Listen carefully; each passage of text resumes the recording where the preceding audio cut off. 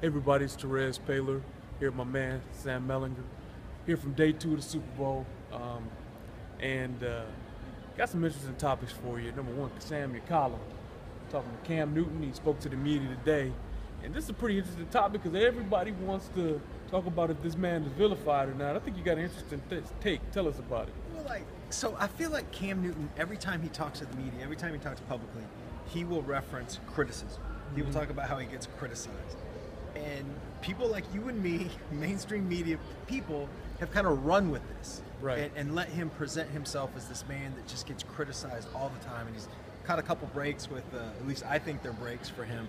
That stupid letter to the editor that was in the Charlotte Observer like a couple months ago or whatever. And it just becomes this backdrop of Cam Newton criticized, but yet he still plays well and smiles and stuff. Whereas, like, I kind of think that criticism stuff, it's ghosts. Like, nobody, like, when was the last time you heard somebody, like, actually seriously say Cam Newton is a bad guy, Cam Newton is not a good football player, like, whatever. Like, people love Cam Newton. Yeah. You know, there's one player in football whose jersey is being sold more than his right now. It's Tom Brady. Wow. Like everybody else, Aaron Rodgers, you know, Ben Roethlisberger, bad example probably, but Odell Beckham, like every other NFL player is not as popular, at least according to that metric, whatever that's worth, as Cam Newton. But yet, like, we continue to let him, like, be the vilified guy, which is great for him. It makes him more popular. But I just, like, come on, people. Like, we can be smarter than this. People don't really hate Cam Newton. People love Cam Newton. The nobody believes in us thing is a real thing, though. It's that taken to another, like, this is like the next progression. It's like the evolution of the, you know, we proved all the haters wrong. It's like, but it's brilliant on his part. Like, I think he is a smart dude, and like people don't even realize they're being played. Is this like, I mean, some of it is carryover to like the first few years in the league that he had, though. Like, up until this year, there are people, there's plenty to pick apart about his game. For sure. His mechanics are sloppy. You know, he half-field reads and stuff. I mean, there's plenty of stuff you can take away from his game. And I wonder, you know, some of that makes me think, okay, and maybe there's still some residual effect from that. But you're right, this year, I mean, that guy's played his ass off. He has produced 50 touchdowns between the regular season and the playoff. And the other part of it, too, like, he was sort of introduced to, you know, mainstream America or whatever with the backdrop of, you know, stolen laptop at Florida, and then, you know, the stuff about his recruitment at Auburn. And then, like, once he said that kind of stupid but really harmless icon and entertainer thing to Peter King, people just ran with it. And by the way, like, if an NBA player, if a Major League Baseball player, like, said, you know, icon and entertainer, it would not be that big of a deal. But it's like this, you know, tight, like, you know, ultra conservative, paranoid world of NFL football. It's like that you can't say that. Whatever. But that was 5 years ago. That's true, and like, he hasn't gotten in trouble. I will say this, though. I think that there's also residual effect from that. I think it was Nolan Rocky. Remember that, the scouting report? Do you remember that? I'd forgotten that. about Thing was brutal, man. It was ridiculous. It was over the top. Oh my and God. in a way, I think that kind of set the foundation for him to kind of go to that. Yeah. Because like, didn't it? Because it was wrong at the time. Yes. You know what I mean? Yes. And like, actually, Nolan's pretty respected, but like, it was really, it was weird. It seemed a little mean spirited, right? Very like, mean spirited. It seemed like a personal, like, you know, it it almost reminded me of that. I'm gonna like this. Can we make like outdated movie references here? It reminded me of that scene in Billy Madison where he gives that speech, and the guy's like, "We're all dumber for having watched it." He's like, "A simple no would have sufficed." Like that. It was just like so over the top, mean. It was like just give a bad scouting report. Don't like make it about you. Plus, by the way, your scouting report is complete BS because he's an amazing player. That guy. And here's the thing. I mean, Newton. I think a lot of people are rooting for Cam Newton. Yes. Some people aren't, you know, some people are still backwards. And like, if you type in Cam Newton on Twitter, you see some like backwards stuff. Like that's still like a real thing. But most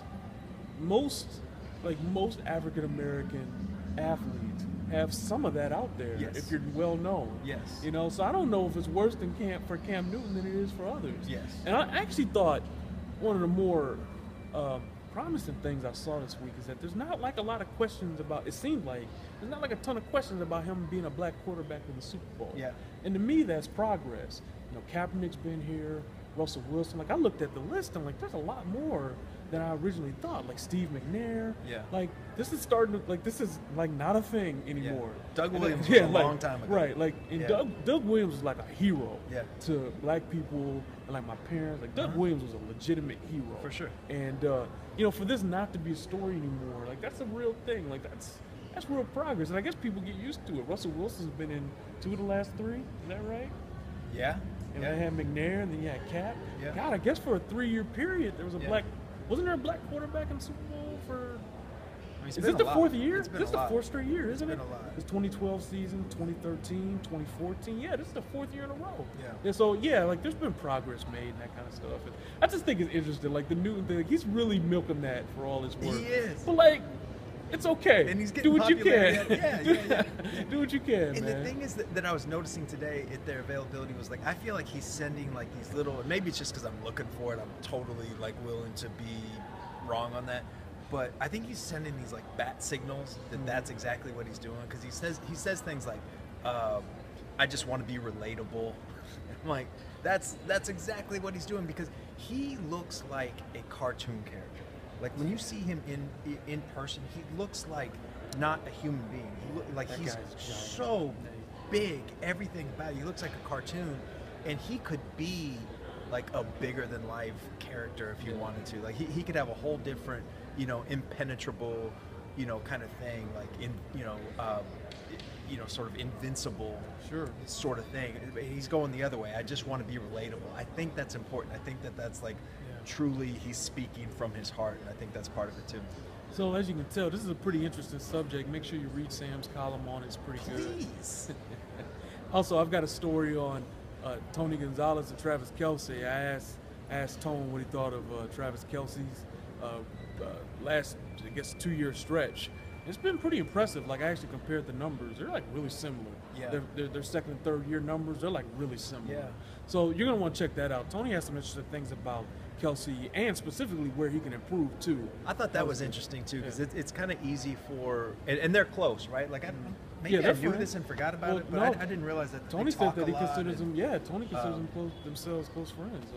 But I feel like usually when you get, sort of famous athlete A talking about famous athlete B, it's nothing but positives. But I thought that was interesting that he opened up a little bit about like, Travis needs to work on this. Yeah, I thought that was cool. And also, speaking of positive stories, I wrote something about Shane Ray and his mom. Shane Ray's a KC native, went to Bishop Miege. Yeah. Here's a KC native playing in the Super Bowl. It's a pretty cool thing. Yeah. Single mom, raised him.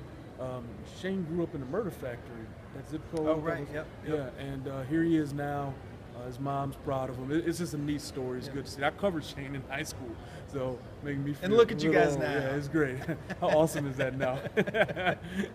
Yeah, so read that too. You want to feel a good story, but thanks for watching, man. And we're gonna be out here the rest of the week, so continue to go to kansascity.com for all your Chiefs and Super Bowl news this week. That's right. All right.